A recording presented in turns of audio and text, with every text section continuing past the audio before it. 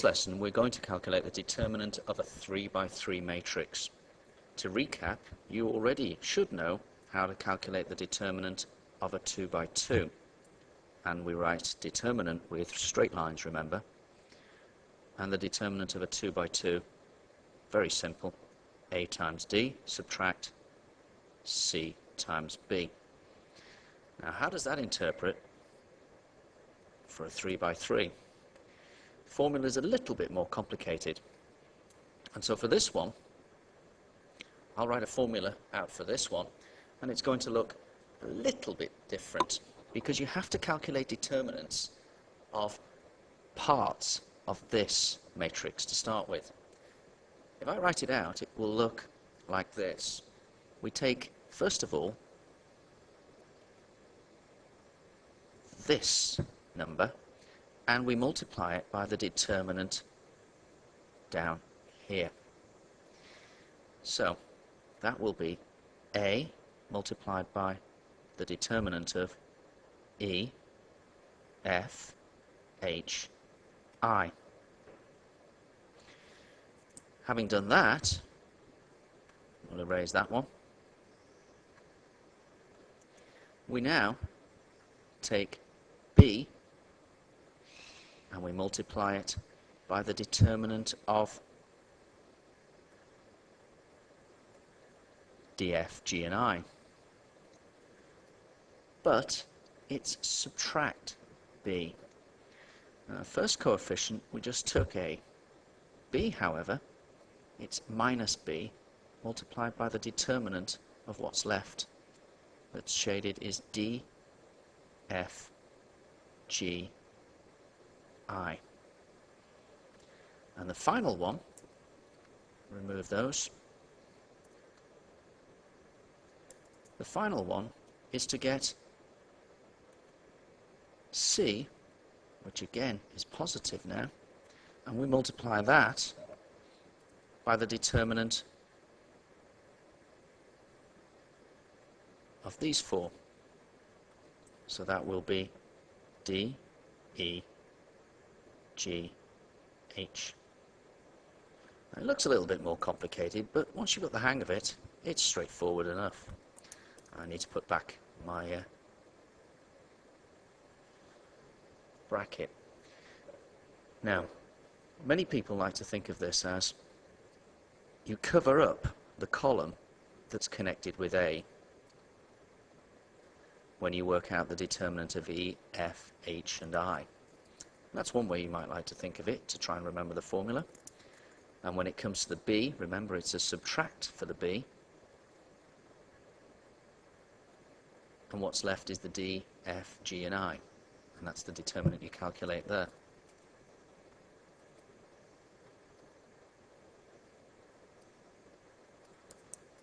Return my brackets again. And the final one, you'd calculate the determinant of what's left when you take out the row that C is in, again the column that C is in, and that's D, E, G, and H. D, E, G, and H. So once you've got the hang of it, it should be straightforward enough. We'd then say that's going to be A multiplied by E, I, minus H, F. Remember this minus B multiplied by D, I, minus G, F. And then we add C multiplied by DH minus GE. So let's check we can do that. How about finding the determinant of this matrix? 1, 2, 4, minus 2, 5, and 1, and 3, 1, 2. So going through that process, we have 1 multiplied by the determinant of this corner. We cover out that row, that column and that row. We're left with 5, 1, 1 and 2. We then subtract 2 multiplied by the determinant. 2 knocks out that column, that row. We're left with minus 2, 1, 3 and 2. And then the 4 knocks out the top row and the third column and leaves us with the determinant of this corner, which is minus 2, 5, 3 and 1. And so that will give us 1 multiplied by 5 2s are 10, take away 1, subtract 2 multiplied by minus 4 minus 3, add 4 multiplied by minus 2 minus 15. So we get 9 minus 2 lots of minus 7, add 4 lots of minus 17. And the answer to that is 9 add 14 minus 68.